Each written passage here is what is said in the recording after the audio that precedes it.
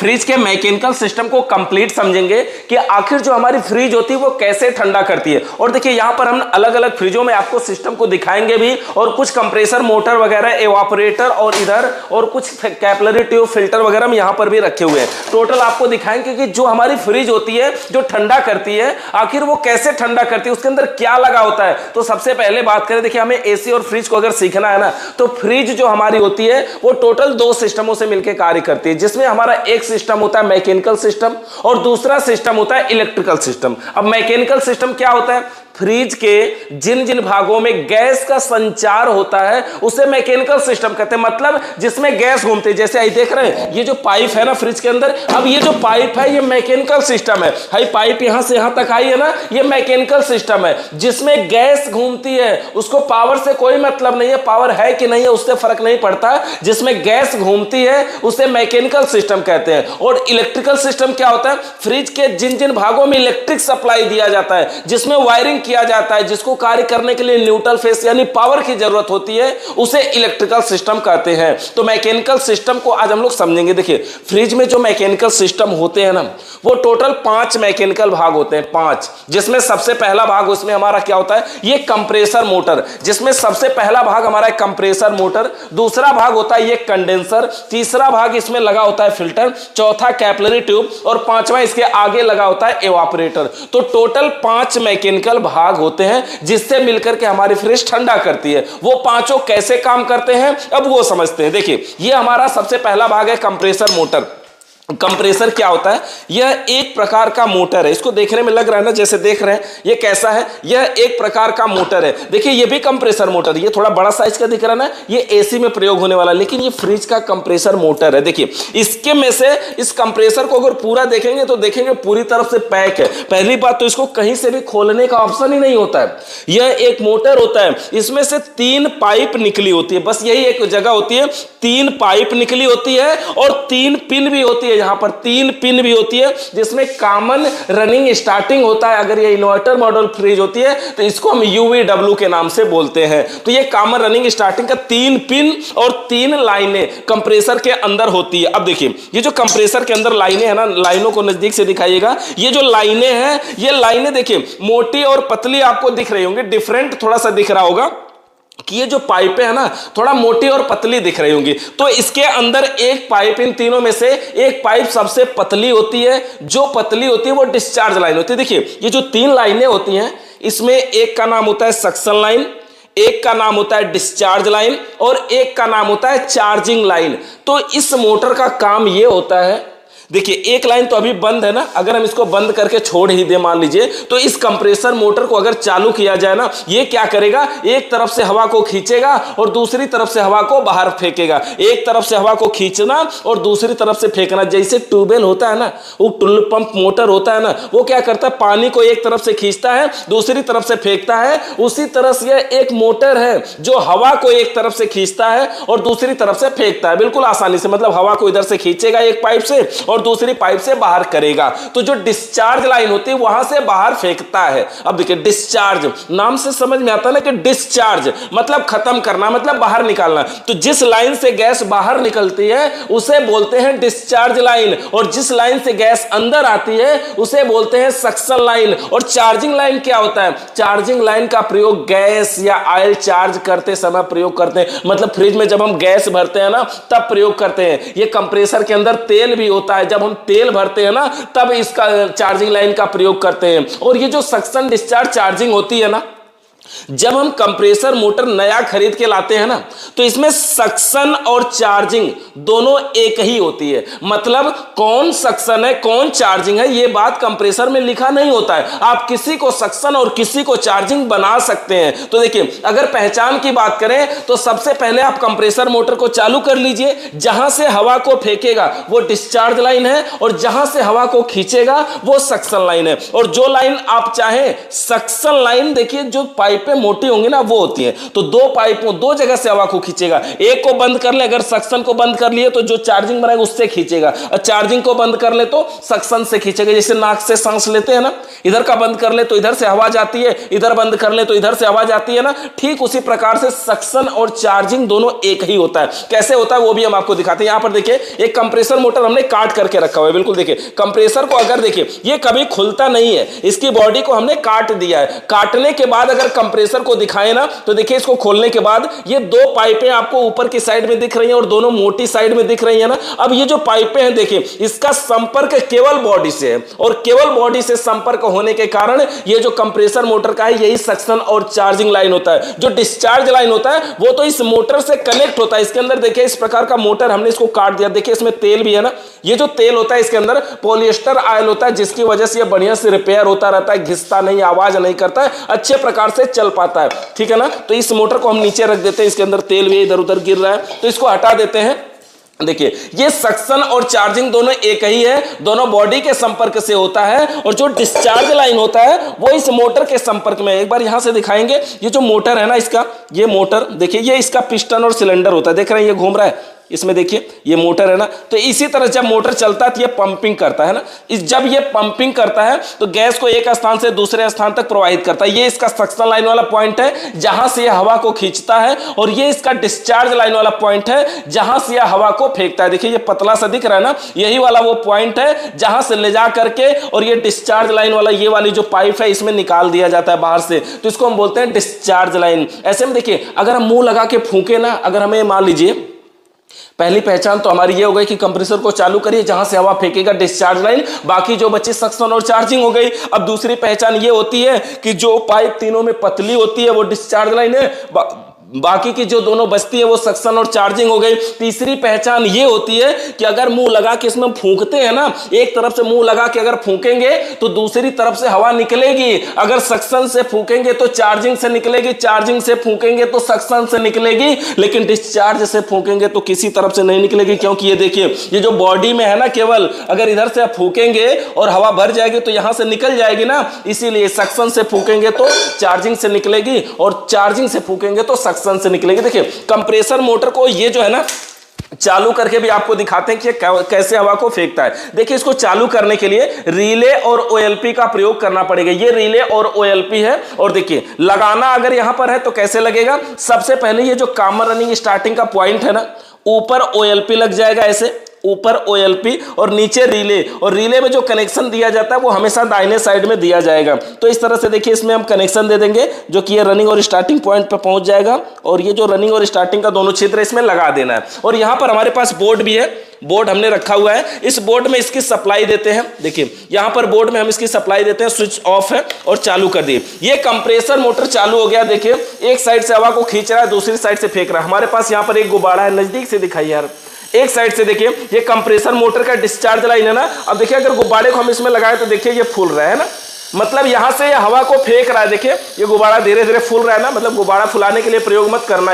ये जो compressor motor है ये बता रहे हैं ये हवा को उधर से खींच रहा है और इधर से हवा को फेंक रहा है, मतलब ये एक साइड से दूसरी साइड तक गैस को प्रवाहित करता है, एक जगह से खींचता है दूसरी जगह से फेंकता है। तो देखिए इस तरह से गुब्बारा फुलाने का भी आप काम कर सकते हैं, लेकिन ये करने के लिए नहीं है। ये कंप्रेसर मोटर है जो फ्रिज में लगा हुआ होता है, देखिए इस तरह से। तो ये क्या करता है, गैस को एक स्थान से दूसरे स्थान तक प्रवाहित करता है। यह एक प्रकार का मोटर होता है।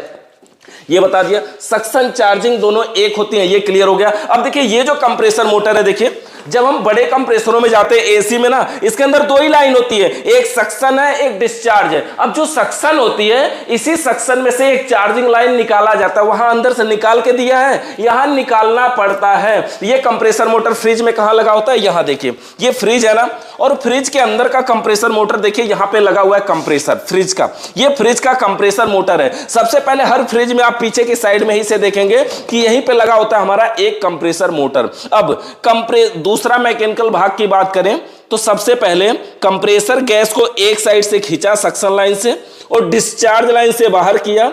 डिस्चार्ज लाइन से गैस निकल करके जाती है कंडेंसर में। ये जो फ्रिज के पीछे लोहे की जाली है ना, ये इसका कंडेंसर होता है, इसको हम बोलते हैं कंडेंसर। फ्रिज में प्रयोग होने वाला कंडेंसर वायर मेश कंडेंसर होता है। क्यों? क्योंकि ये वायरों के जाल से बना होता है। और फ्रिज में प्रयोग होने वाला जो कंप्रेसर होता है ये रेसिप्रोकेटिंग कंप्रेसर के नाम से जाना जाता है। अब देखिए, ये जो कंडेंसर होता है ना, ये लोहे का बना होता है और कंडेंसर का कार्य क्या होता है? ये गैस को घुमा घुमा के ठंडा करके वेपर से द्रव में बदल देती है, यानी ये भाप को पानी बनाती है। और उसके बाद गैस जब यहां से निकलती है तो कहां जाती है? इस फिल्टर में। और फिल्टर देख रहे हैं ना, ये कंडेंसर को आपने देख लिया। ये जो कंडेंसर है ना, कुछ फ्रिजों के अंदर के जो कंडेंसर होते हैं ना, ये अंडरग्राउंड होते हैं, मतलब ये कंडेंसर दिखाई नहीं देते हैं। ऐसे में क्या करेंगे? देखिए, ये हर फ्रिज के पीछे जाली जो है वो दिख रही है ना। हम आपको दूसरा दिखाते हैं। यहां पर देखिए,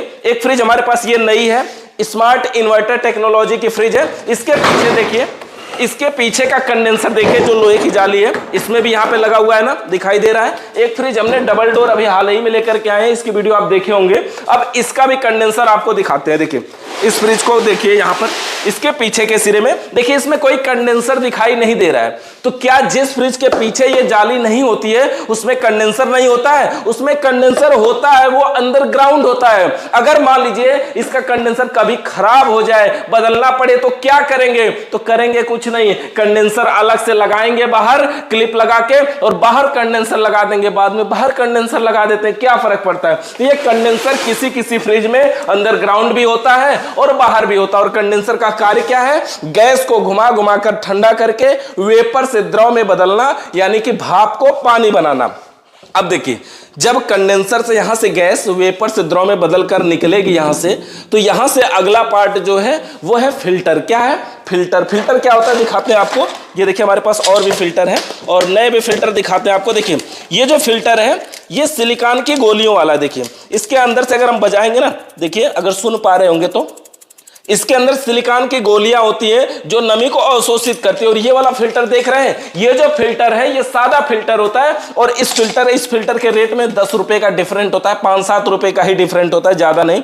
तो इसमें बस इतना ही डिफरेंट होता है। ये थोड़ा सस्ता मिलता है, ये सिलिकॉन की गोलियों वाला थोड़ा सा महंगा मिलता है। अब देखिए, काम तो वही कर देता है, कोई दिक्कत नहीं है। यहां पर लगा हुआ है ये फिल्टर। फिल्टर बस इतना ही है। फिल्टर का कार्य क्या होता है? ये रेफ्रिजरेंट के अंदर जो नमी वगैरह है, उसके अंदर जो उसकी गंदगी है उसको छानकर शुद्ध करता है। नाम से तो समझ में आता है ना कि फिल्टर का कार्य गैस को छानकर शुद्ध करना होता है। और इसके अंदर जो सिलिकॉन की गोलियां हैं, उन गोलियों का कार्य इसके अंदर की नमी को अवशोषित करना होता है, मतलब सोखना होता है। और फिल्टर के बाद जब गैस निकल के जाती है, अगला पार्ट हमारा होता है कैपिलरी ट्यूब।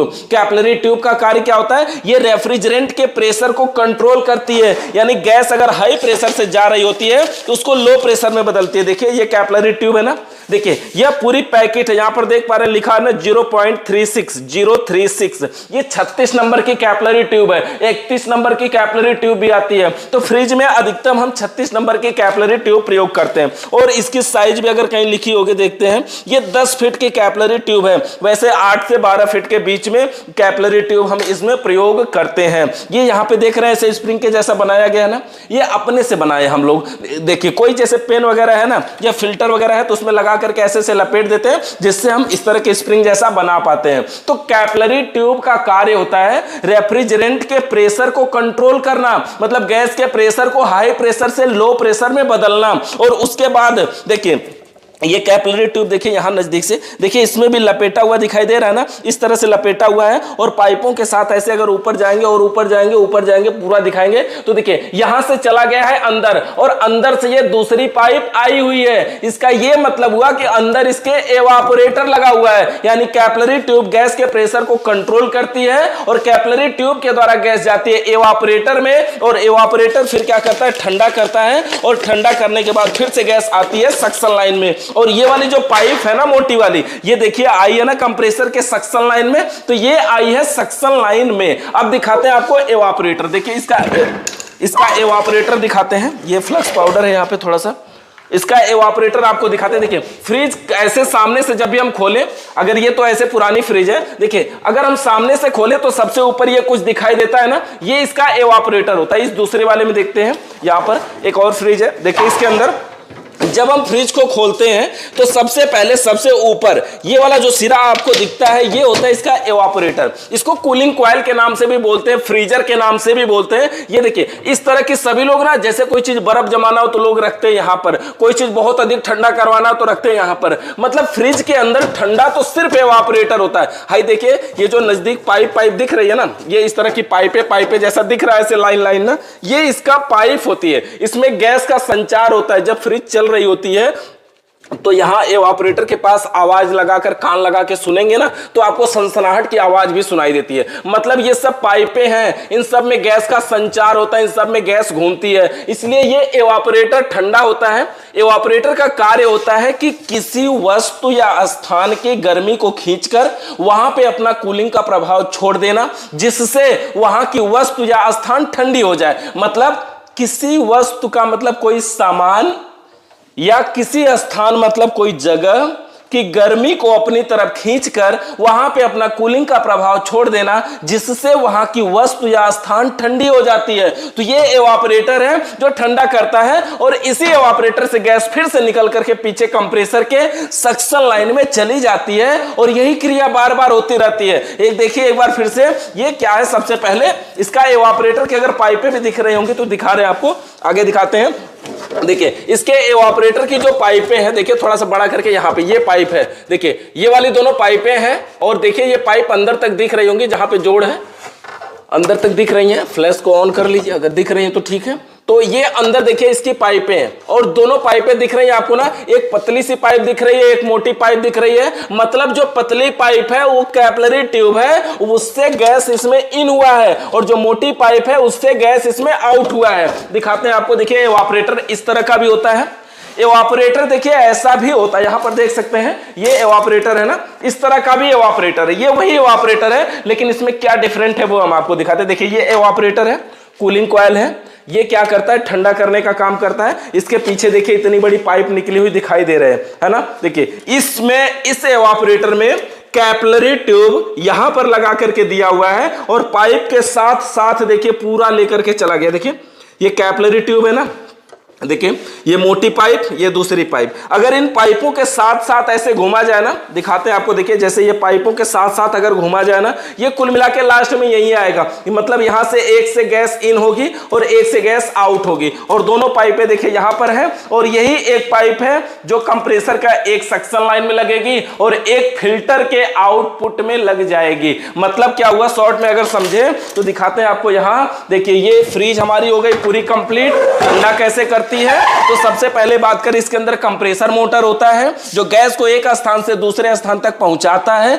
मतलब गैस को सक्शन लाइन से खींचेगा, डिस्चार्ज से फेंकेगा, यहां से गैस निकल करके जाएगी कंडेंसर में। कंडेंसर गैस को घुमा घुमा के ठंडा करके वेपर से द्रव में बदलेगा। ये कंडेंसर वायर मेश कंडेंसर होता है, और कंडेंसर के बाद गैस निकल के जाती है फिल्टर में। फिल्टर का कार्य होता है रेफ्रिजरेंट को छानकर शुद्ध करना, ये ड्रायर फिल्टर है। और उसके बाद कैपिलरी ट्यूब में जाती है। कैपिलरी ट्यूब का कार्य होता है रेफ्रिजरेंट के प्रेशर को कंट्रोल करना, मतलब गैस के प्रेशर को कंट्रोल करना, मतलब हाई प्रेशर से लो प्रेशर में बदलना। और उसके बाद गैस निकल करके जाती है एवापोरेटर में, और एवापोरेटर ठंडा करता है, और फिर से गैस निकल के आती है सक्शन लाइन में, और यही क्रिया बार बार होती रहती है, जिससे हमारी फ्रिज ठंडा करती है। तो ये सारे हमारे मैकेनिकल सिस्टम है। एवापोरेटर जो इसके अंदर होता है वो प्लेट टाइप एवापोरेटर होता है। देखिए ये वाला जो एवापोरेटर है ये प्लेट टाइप एवापोरेटर है। ये प्लेट और कॉइल टाइप एवापोरेटर भी आते हैं, लेकिन अब के टाइम में कॉइल टाइप एवापोरेटर का प्रयोग नहीं किया जाता है। पहले कॉइल टाइप एवापोरेटर भी आते थे। कॉइल टाइप एवापोरेटर का मतलब ये होता है, ये जो पाइपें अलग से यहां हम छू पा रहे हैं ना, यहां तो नहीं छू पा रहे, यहां सिर्फ प्लेट ही पता चल रहा है ना, तो उसमें पाइपें अलग से समझिए ऐसे ऐसे करके लपेटी गई होंगी, उसको हम बोलते हैं कॉइल टाइप एवापोरेटर। बहुत पुरानी फ्रिजों में वो वाला एवापोरेटर अभी भी देखने को मिल जाता है। तो ये हमारे बेसिक मैकेनिकल पार्ट है। मिलते हैं नेक्स्ट वीडियो में, तब तक के लिए जय हिंद।